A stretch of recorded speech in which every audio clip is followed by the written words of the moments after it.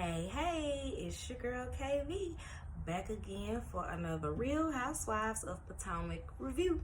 So this is season 7, episode 4. Is this the first episode that they got the taglines in there? I feel like everybody's tagline was lame. Candace's was okay. It was okay. My vocals are clean, but my reads are for filth. That was cute enough because them vocals do hit, but everybody else. Wendy, I'm a Nigerian queen, but I have no time for mean. Huh? Okay. Karen talking about she burns slow like a 3-wick candle. Huh? Okay. Giselle, what she say? Her reads are on time or she be on time, whatever she said. Girl, that just mean you carry the mess. But anyway, getting to the episode. This episode starts with Wendy talking to Eddie about the little Nigerian lounge. And he ain't really with it. She is like, oh, I talked to Peter. I gotta tell you about talking to Peter. And he immediately was like, that's your buddy. That's your buddy. I was like, dang. He don't even want to start the conversation. No, okay, whatever. So she gets to talking about the money and the percentages.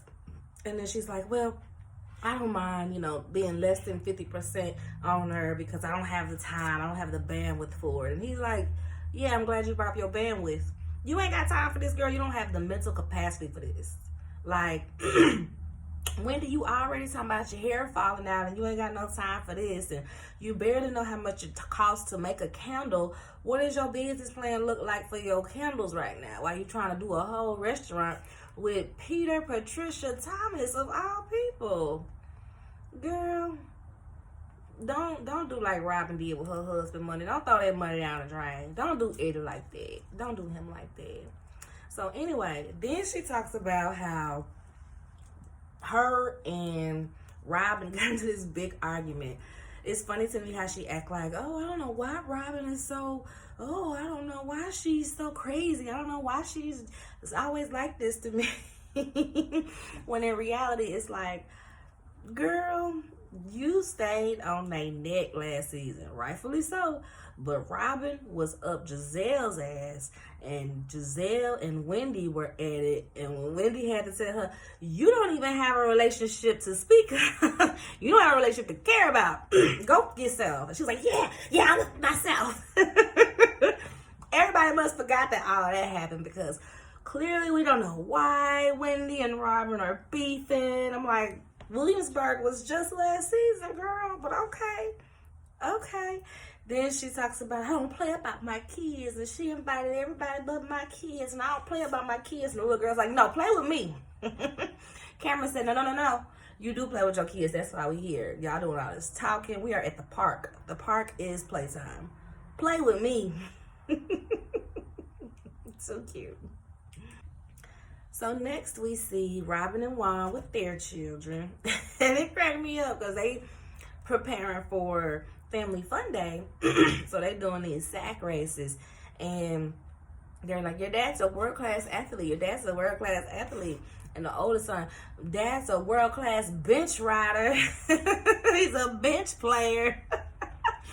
But he said it so hard. It sounded like he was calling his daddy out. He was like, woo, that was real close.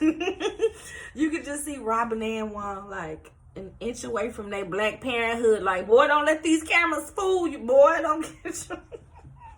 They were an inch away from that moment, and that was just really cute. Screw me.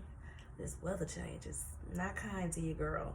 So then Robin tells Juan about how Giselle is basically doing the most. I told her don't do all this stuff with Chris. It's not that deep, but she wanted to jump on when Ashley said it. And do you think she should apologize? And Juan was like, well, yeah, I think she should apologize. And I'm like, apologize? Chris should apologize for what? No, he shouldn't.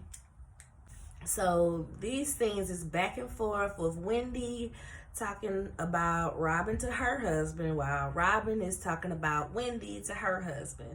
And this is where Robin completely lost me. Like I already said in the beginning of the season, well, we are in the beginning, but I already said like episode 2, Robin seems beyond miserable.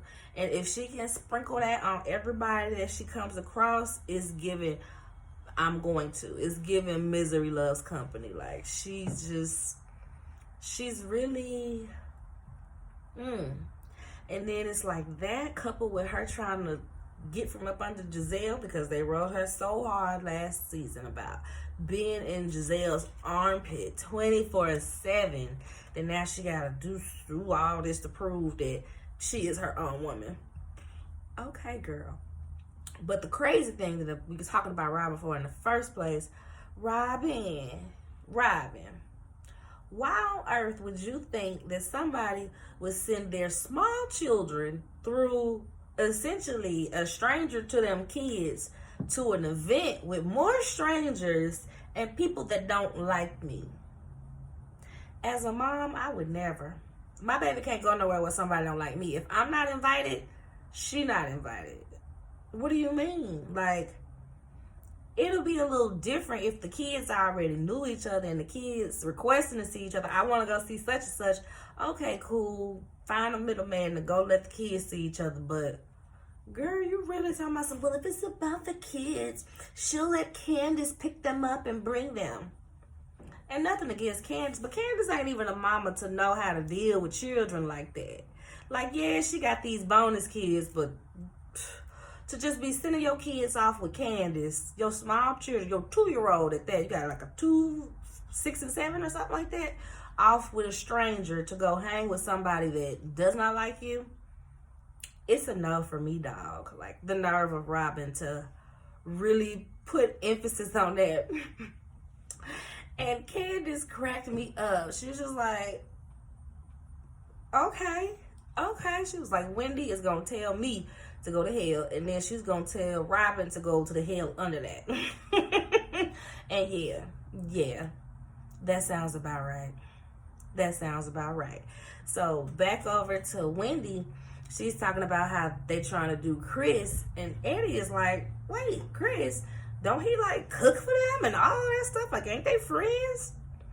Yeah. But I mean, I guess you can't be friends with somebody like Giselle. Like, just don't even try to get close to that lady, because she ain't got no morals. She really don't have no morals. And side note, if y'all listen to Carlos King's podcast, I listen every now and again, but just to get the tea on whatever the shows is. But he had Giselle on an episode last week, and she is just a vile person. Like, that person that will literally do anything for the cameras and the camera shut off. And she's like, girl, why are you taking that so serious? You know, we just needed to make a scene. Nah, girl, because the stuff you saying and doing, it's affecting me personally. You coming at my neck personally. So now that don't just go away when the cameras go off because you was trying to make a good scene. Like, no, that's not okay. But, you know, the type of person that Mr. King is, that's what he lives for. He lives for that. He calls that girl Giselle Kobe Bryant. And I'm like, the disrespect to the dead, the nerve of Carlos King. But whatever, that's a whole nother show on a whole nother day on a whole nother medium. So this next scene had me like, girl, what? Because Karen was in the kitchen throwing away all this packaged chicken, like chicken that ain't never been open, y'all, straight out the freezer, just taking it out, dirty bird, throwing away, dirty bird, you dirty bird. Like, what is happening? So apparently she went to an I guess a internal medicine specialist or digestion with some people. It'll come to me later. But the people that study digestion, the internal medicine people, and to see what was messing up her diet or whatever, messing up her system, and came to find out she was allergic to chicken. I didn't really think that was a thing. I mean, I guess I knew that because I knew that, like, the eat right for your blood type thing, like some people, you know, can't process certain foods, so I guess it would be with that. But to find out it 60 that you're allergic, or to realize it. Like, that was the part where it was confusing to me. Like, has this always been the case, or did this come with old age? But whatever. The part about this scene that struck me was Karen going through the pantry and pulled out some Vienna sausages. Karen, y'all in there eating Vienna sausages? Y'all in there eating potted meat? That is not grand dame, like, I'm just saying. Potted meat, girl? Girl, no ma'am.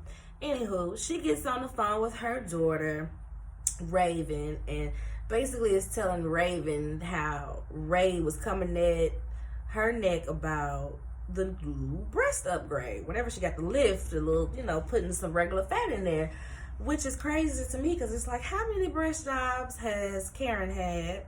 Why is Ray now concerned that this is going to affect Raven? And Raven is a 25-year-old woman at this point.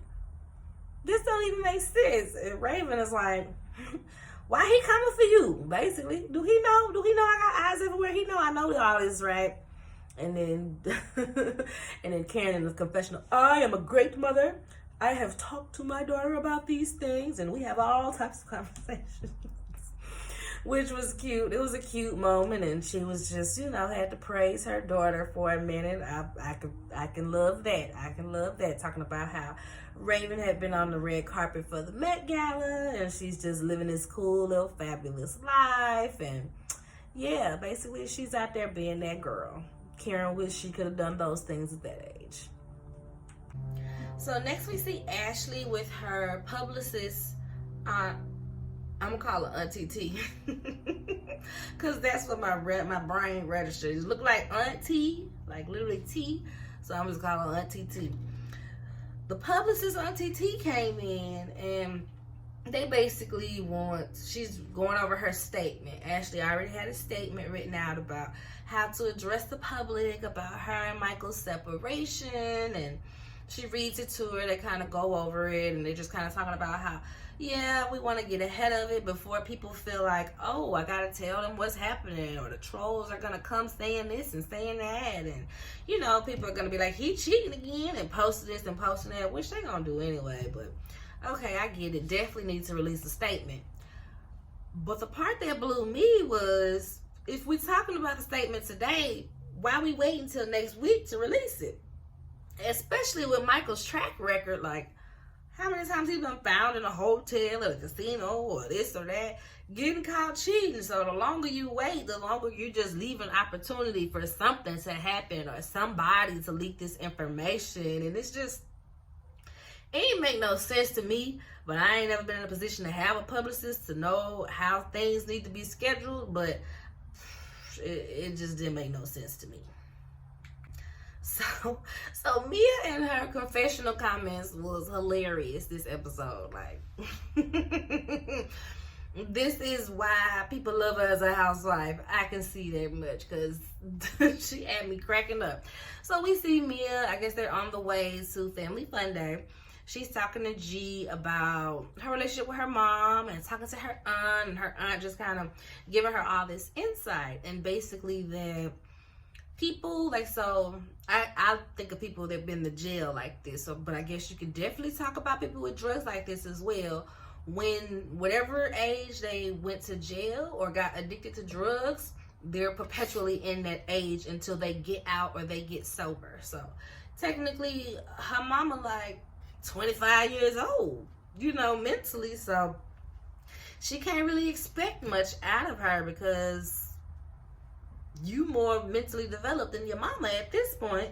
And so she's acknowledging that, and she's like, I wish I would have known that 20 years ago. I would have known how to address this and approach the situation with my mom. Now I can just understand that whenever she comes over, I gotta treat her like, I can't remember whose name she said, but I guess it was the little sister or the friend or somebody.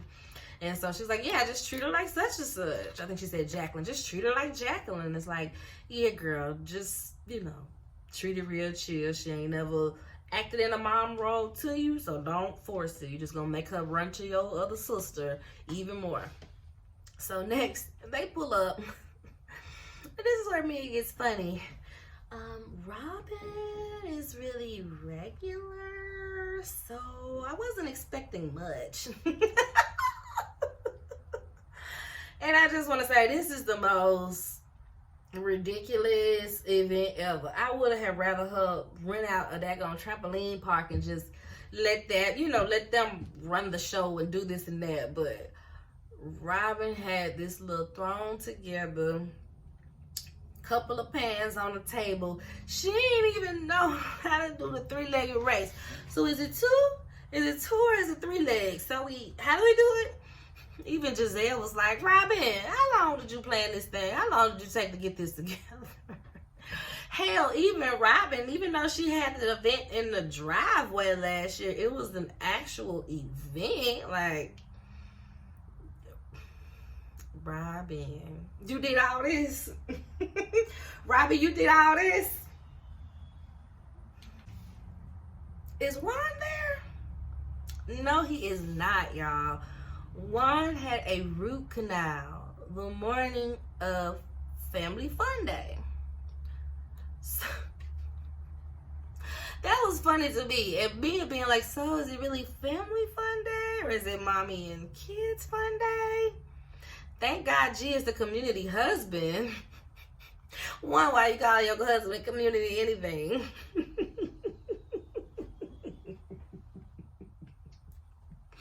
Two, Robin, of all the days, why you schedule it on the day that Juan got a root canal? Or did Juan put the root canal on that day so that he didn't have to go? It was probably that one. It was probably that one. So, at this point, Robin knows that Wendy's kids aren't coming, and she's just like, oh, so it's not about the kids. It's not about the kids. Robin, is it crack? Why would you think that somebody was sending their children? Like, I get it. Y'all gotta do stuff to make theatrics for the show, but you as a mama would never send your boys through somebody to somewhere that don't like you. Girl, stop the madness. So while this is going on and they're having a conversation about it, Karen is the only one that got some sense, and this is why, as ridiculous as it is, she's the grand dame of the group. She's the one with the common sense. She's the one with the maturity. So no, Sharice don't get it just because she money bag.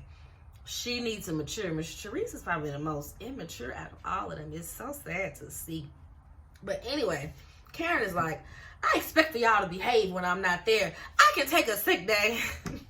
Karen, no, you cannot take a sick day. Because when you take a sick day, Robin think it's okay to tell somebody they can't come, but then send somebody else in the group to go get their kids and bring them to the event. No. So Karen, yeah, you probably do need to be there more than not, because these batches don't know how to act. So then Sharice gets there, and I don't know if it's editing or if it really happened like that, but Karen goes into a coughing fit, like as soon as Sharice approaches. As soon as Sharice approaches, and then she's off to the side. Okay, well, I'm going to go be on that team. She do one activity, and she's like, ooh, I should have got a Z-Pack. Is there a CVX in here? Okay, well, I'm just going to leave. How we go from, is there a CVS here, to we going to leave? And then if you got an upper respiratory infection or whatever she said, your butt should have been at home. Anyway, girl. Anyway, it's kids here. Why would you be out here risking getting these kids sick? Just didn't make no sense. But whatever. Karen leaves, and of course Robin, oh, I think she was doing that to get away from you. Talking to Sharice. Just messy, child. Just messy. So Candace gets there, and she speaks to everybody except for Giselle, including Giselle's daughter. Hi, Grace! And just weaves on around Giselle like, ugh, paid her dust. She said Giselle can find the blackest part of her ears to kiss. She's not here for Giselle or any of her madness. So Ashley and her screaming ass kids get there, and she gets on to talking about this house situation and how every time she tries to put in an offer, they get swept from under the feet because people are putting in cash offers and they just can't seem to get a house. So of course everybody's questioning this, like, girl, you sure this is the houses or is this Michael? Oh well. So then she goes on to say, Michael got a vasectomy today. He went and got a vasectomy this morning, and it kind of hurt because it's like now I'm really realizing that we won't have any more biological children together. Ashley, you're planning to divorce this man. Like, that's literally where you're headed. Separation and divorce. Why you worried about more kids? I mean, I know why you worried about more kids. More kids equals more money, but girl, you can't handle the 2 screaming ass kids you got. Where is Daisy? Where is the natty Daisy? Because we ain't seen her. You need Daisy, because I am tired of hearing these children scream every time they're on the camera. My God. Whew. Anyway, yeah, she mad about this man getting a vasectomy. And Mia, she's like, well, maybe he getting a vasectomy so he don't have no more outside kids. But I mean, yeah, she should have got 2 more kids out of him. Well, check 1, check 2, check 3, check 4. Mia is not ashamed of being a gold digger, baby. She don't care. G don't care. Their arrangement is what it is, and it works for them, I guess. But Mia had me cracking up this episode. So next, all the girls are sitting around talking on the little bleachers, and they asked, I guess Jacqueline asked Ashley why she was getting a divorce. Like, why are you getting a divorce? And, what happened? Now she's like, oh, nothing happened. He just asked me for a threesome. And they're like, huh? And she's like, well, we used to have them, but I told him I don't want to do that no more. I don't want to do that no more. So they get on threesome talk, and they get to Jacqueline, and Jacqueline is like, I had threesomes. He wanted threesomes. He thinks that they this, that, and the third, but I'm over it. Mind you, Jacqueline and her baby daddy not even together. She calls him her PP, her parenting partner. They not even together no more. And I'm wondering if this is, like, when this happens in the whole abuse thing. Because remember now, Jacqueline is the friend that Mia posted the video of the lady beating on her husband. That was Jacqueline, right? So I'm like, where in the timeline do all of these things fall, Anyway, though, Candace and Ashley go off to the side, and Candace is telling Ashley how she had to halt her process on freezing eggs and retrieving eggs because she wasn't responding. Her follicles weren't responding like they needed to, and she wasn't producing the amount of eggs that she would need to produce. And she was just very down about it. You could tell, like, her whole spirit is down, and truly it could be that stress because she is letting this Giselle thing tear her to pieces because she truly thought that was her friend. Like, that was the only one you saw consistently in Candace's house was Giselle. I'm trying to think if anybody else. Maybe Karen, but other than that, like, Giselle was always over there and always, oh, Chris this, and Chris always running to the kitchen to go fix her something or prepare a snack. So I get it, but girl, it's Giselle. It's Giselle. So she's telling Ashley this, and Ashley's like, I wrote you down in my journal. Yeah, I sprinkled a little baby dust on you. Is that witchcraft?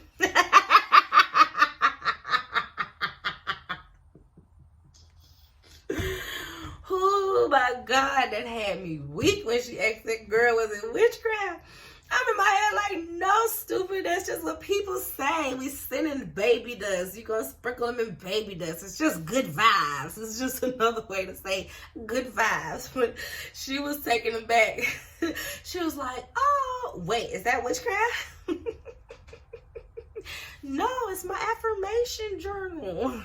It was such a sweet, tender moment between those two because, like I said, we saw them start off as friends when Ashley brought Candace in as her friend from the pageant world. And it started off good, and then it got real bad real quick. But you could tell they both like each other, but they usually have the opposite agenda.